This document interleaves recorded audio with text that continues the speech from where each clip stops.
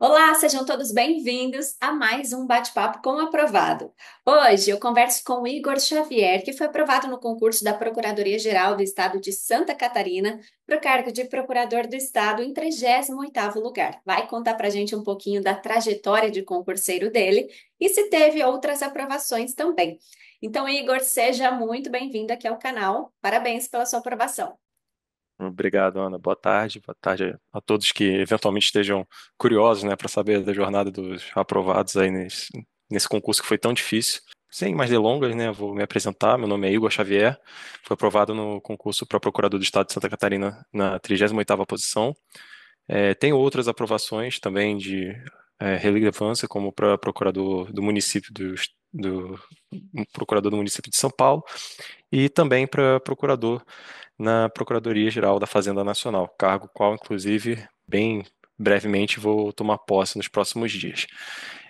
Sobre a minha jornada em concurso público, ela começou assim, em 2016, né? Logo quando eu encerrei a faculdade, eu já tinha o interesse de prestar concurso para os cargos de procuradoria, depois de ter feito estágio na Procuradoria-Geral do Estado do Rio de Janeiro. Eu, como muitos, tivemos o sonho, talvez até meio inocente, de querer ser magistrado durante a faculdade, mas conhecendo melhor o trabalho da Procuradoria, depois de lá estagiar, eu mudei completamente o meu objetivo, né? Mudei todo o meu objetivo da magistratura para a Procuradoria. Sendo assim, comecei a minha jornada, né, lá em 2016, com, como todo mundo, né, acaba passando por isso, repleto de frustrações, decepções, muitos erros, né, mais erros do que acertos e mais fracassos do que sucessos, mas não só dedicação, mas também com muita concentração técnica, apoio, né, de amigos, de familiares e também de outros aprovados, até por isso que eu acho interessante estar aqui hoje passando a minha experiência para vocês, né? Converse com aprovados, sim. Não tenham pudor ou vergonha de conversar com seus colegas ou até com pessoas que você não conheça, mas que de repente você tenha o contato delas disponível, seja em grupos de WhatsApp, fóruns, etc. Conversa assim, pega dicas de estudo. Eu tive muitos problemas, principalmente com fases objetivas, porque eu não conseguia durante muito tempo avançar. E depois que eu comecei a avançar, né, você se depara com a temida fase discursiva, né, que realmente testa bastante o seu conteúdo e a sua capacidade de dissertação, de raciocínio jurídico, de controle e manejo de tempo, e que te prepara também, de certa forma, até para uma atividade prática, porque o dia a dia de um procurador é realmente bastante complexo, né? Demanda um conhecimento jurídico interligado, interdisciplinar muito grande e uma agilidade de raciocínio que muitas vezes vai te salvar de alguns perrengues. Então, converse sim com o aprovado, busque esse acesso, busque essa informação. A maioria, né, que creio eu que seja extremamente aberto e muito solidário nesse tipo de empreitada, né, para ajudar outras pessoas. Fiquem à vontade e sintam-se confortáveis de buscar essas informações, sim. A minha jornada, né, como eu ia dizendo, começou lá em 2016. Depois de muitos insucessos, eu acabei vindo a ser aprovado para procurador do município de Valença, no interior do Rio de Janeiro. Posteriormente, vim a ser aprovado para procurador no município de Valinhos, no interior de São Paulo. Então, procurador no município de Santos, cargo o qual estou exercendo atualmente. Posteriormente, veio a Procuradoria do município de São Paulo, Procuradoria da Fazenda Nacional e então a Procuradoria do Estado de Santa Catarina, que esses três últimos concursos ocorreram, né, suas principais fases ocorreram mais ou menos no ano de 2023, às vezes se estendem para 2024, enfim. E no fim das contas eu consegui lograr êxito em todos esses certames. Não foi uma jornada simples, né? Parece simples quando você fala assim resumidamente, né? Mas tiveram muitos erros. Eu considero que eu realmente só fui aprender a estudar quando eu recebi uma frustração muito grande com a Procuradoria do Distrito Federal, para a qual eu estava me preparando e eu fui muito mal na prova. Basicamente, sentei comigo mesmo e conversei o seguinte: você realmente está fazendo o que é necessário? Você está realmente indo atrás? Ou você está só desperdiçando o seu tempo e o tempo da sua família, no caso, a minha esposa, né? Se dedicando não totalmente, não profundamente, e sacrificando momentos, talvez, né? Porque você viaja para fazer prova, você gasta recurso financeiro, você gasta só recurso de tempo e financeiro. Isso é inexorável. Depois dessa reflexão, né, nesse fracasso, eu acabei percebendo que não, eu não estava fazendo. Não digo nem o meu melhor, né? Porque a gente sempre pode ser melhor, mas eu não estava fazendo o suficiente. Então eu estabeleci uma disciplina bem rigorosa, né, comigo mesmo. Passei a acordar entre 4:30 e 5 horas da manhã, só preparar o meu cafezinho, fazer a minha rotina de estudo o máximo que eu podia, até por volta de mais ou menos 8, 9 horas. Porque aí eu tinha que começar a ver os processos da procuradoria, né? Porque, querendo ou não, se você trabalha, o seu trabalho é seu sustento. Então, ele sempre vai estar, de certa forma, em primeiro lugar, né? Porque você não pode perdê-lo. Então, você vai se dedicar a ele também. Por outro lado, o estudo vai te ajudar muito no trabalho, no dia a dia, e vai te tornar muito mais ágil, muito mais competente, muito mais eficiente. Então, acaba sendo uma via de mão dupla, né? O trabalho te ajuda um pouco a treinar e a sair um pouco do ambiente de estudo. Por outro lado, o estudo te ajuda no trabalho a ser uma pessoa extremamente competente. Depois que eu terminava a minha jornada, eu voltava para o estudo e nunca abandonei também uma atividade física para poder espairecer, né, para poder ter um desafogo mental dessa rotina extenuante que é o estudo para concurso. Estudava em média entre 4 e 5 horas por dia. Passei alguns períodos estudando 6, 7, até 8 horas, mas quando eu tirava férias para algum período importante, como uma segunda fase, ou então uma preparação para a prova oral, eu no período que eu estudei, né, nessa dedicação total de 2022 até 2024, eu tinha 2 férias vencidas. Eu acabei vendendo 10 dias para poder pagar a despesa de concurso e 50 eu tirei para estudar. Foram férias dedicadas exclusivamente aos estudos para poder tentar galgar melhores posições, classificações e possibilidades de nomeações. Ô Igor, eu queria saber nessa sua trajetória, então, em que momento que você conheceu estratégia, começou a utilizar o material, você disse um pouquinho da sua rotina de estudos, que abriu mão de muita coisa. Nessas horas, quantas matérias por dia que você conseguia estudar? Quais ferramentas você preferia? O estratégia eu comecei a utilizar mais na prova oral, né? Eu conhecia por conta de vários conteúdos que a Estratégia disponibiliza na internet, né? Principalmente videoaulas. Inclusive, eu agradeço aqui ao professor Felipe Duque, que assisti muitos vídeos dele, né? Tenho um carinho enorme por ele, apesar dele talvez nem se lembrar de mim no curso da prova oral, mas ele foi de uma ajuda assim incomensurável. E entre outros vários professores também, né, que agora não vou me recordar aqui para citar nome a nome, mas que eu assistia videoaulas enquanto, por exemplo, lavava louça, ou então às vezes fazendo uma esteira na academia, fazendo atividades que a gente às vezes considera perdidas no dia. Eu aproveitei principalmente na segunda fase. Para a prova objetiva é mais aquela questão realmente de lei seca, jurisprudência e tudo mais, mas para uma segunda fase, né, que você precisa de um aprofundamento maior, eu utilizei bastante essas videoaulas do Estratégia também.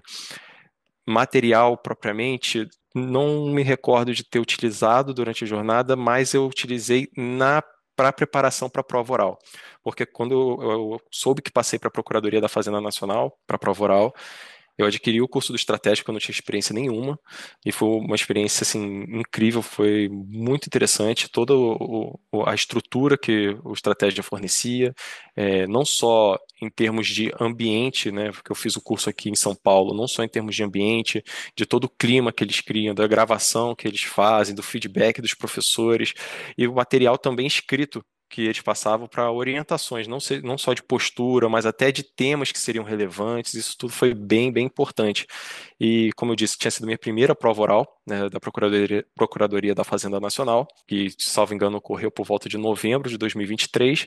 E, posteriormente, por volta de março de 2024, tinha a Procuradoria do Estado de Santa Catarina. Como eu ainda tinha acesso a vários dos materiais, obviamente eu resgatei todos eles e voltei, né, a ter esse tipo de acesso do conteúdo deles. Então foi muito, muito gratificante, assim, muito interessante ter tido esse acesso a esses materiais nesse momento. E você, quando decidiu prestar concursos para procuradorias, você tinha alguma em específico que você queria, que era o seu sonho? Olha, posso até estar me comprometendo politicamente dentro das instituições, mas as duas principais, porque eu comecei a estudar em 2016 com a notícia de que poderia sair concurso para a Procuradoria-Geral Federal, que é a PGF, que faz parte da AGU, porque eu achava que eu não tinha capacidade para a Procuradoria da Fazenda Nacional. E quando eu retomei os estudos em 2022, foi por conta da notícia do concurso da Procuradoria do Estado de Santa Catarina. Então, ainda assim, para a Procuradoria da Fazenda Nacional, eu ainda não me sentia preparado, né, o suficiente e me dediquei com afinco por conta da notícia da Procuradoria do Estado de Santa Catarina. Posteriormente, né, fazendo um corte para o futuro, eu tive a felicidade de passar para as duas, né, e futuramente, quando for nomeado na Procuradoria do Estado de Santa Catarina, vai ser um bom problema, né, ter que decidir entre a Procuradoria da Fazenda Nacional e a PGE Santa Catarina, que foram as duas instituições que realmente me fizeram assim me dedicar e querer estudar para concurso. Bacana. Dúvida boa, né? É o problema que todo Sim, concurseiro quer.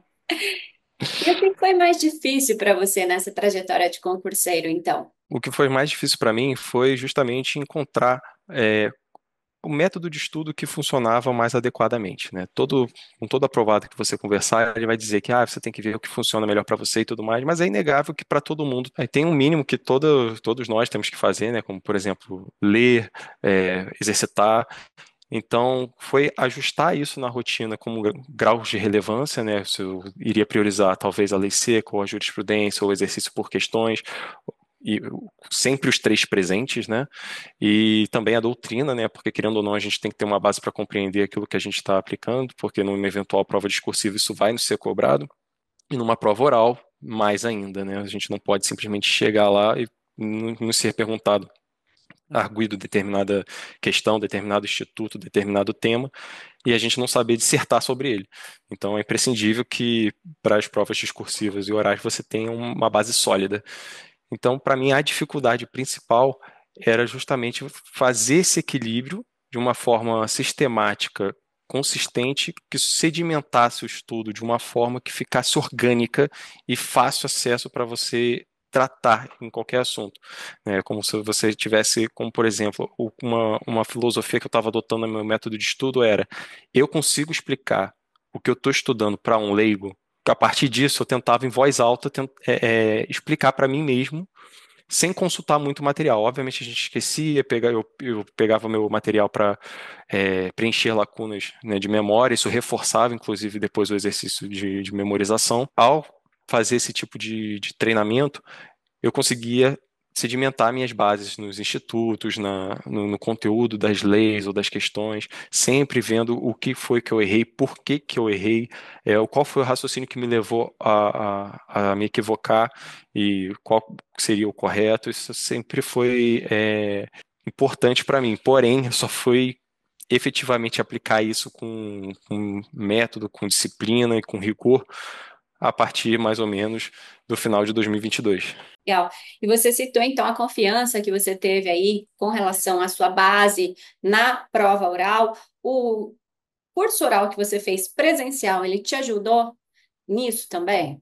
Sim, eu fiz treinos também, não pela estratégia, né, até com colegas de forma telepresencial, mas eu diria que o curso presencial é diferente. É diferente porque você está sendo visto, você está sendo avaliado, não só avaliado em termos de conteúdo do que você está dizendo, mas como você se porta sob pressão, como você se porta sendo visto, porque uma coisa é você está, como por exemplo, estou aqui de polo, sentado numa cadeira confortável, num ambiente que eu controlo, e você está num ambiente que você não conhece, com pessoas que você não conhece, que você não sabe como vão reagir às suas colocações, né?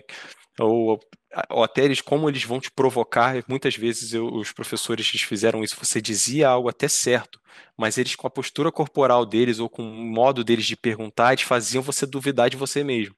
E aí você tinha que ou ser firme ou tentar, naquele milissegundo, construir o seu raciocínio para fazer uma verificação mental com você mesmo. É isso mesmo que eu estou dizendo? Está certo? Sim, é isso mesmo. E você ia com confiança para poder responder. Então, eu acho imprescindível ter se possível, né? Cada um tem a sua realidade, mas se for possível ter um treino presencial, eu recomendaria sim. E você deu várias dicas aqui, então, para quem está estudando. Eu queria saber uma mensagem de motivação, o que que você pode deixar para essas pessoas para que não desistam e consigam a aprovação também? E, gente, é difícil, né? Se não fosse difícil, todo mundo ia conseguir galgar, né? E não ia ter o valor que tem. E eu sempre sou a favor de você não desistir, né? Porém, cada um sabe a realidade que lhe toca. E confie nas pessoas que já foram aprovadas, confie nos seus colegas, confie em quem vocês têm acesso. E se vocês não tiverem acesso, busquem, não tenha vergonha, não tenha nenhuma espécie de constrangimento, porque muitas vezes é o projeto de vida de vocês, é o projeto de família de vocês, é às vezes só uma realização mesmo profissional. E você merece se dar essa chance. Por mais que você, às vezes, vá dizer para você mesmo que você não é capaz, que você não consegue, que você não é suficiente, é, entenda que você não deve deixar essa voz oculta falar com você dessa forma, sabe? Você merece se dedicar a si mesmo. Muito obrigada, Igor, pela sua mensagem, pelas suas dicas e por compartilhar um pouquinho, então, da sua trajetória de concurseiro com a gente. Eu te desejo sucesso nessa nova etapa. Boa sorte aí, vai assumir já na semana que vem, né? Tem curso de formação pela frente. Então, tudo de bom para você e que alcance os seus sonhos. Muito obrigado. E boa sorte a todos também. Bom, e para você que está assistindo, eu espero que você também tenha gostado desse bate-papo. Não esqueça de deixar o seu like no vídeo e o seu comentário também. Até a próxima. Tchau, tchau.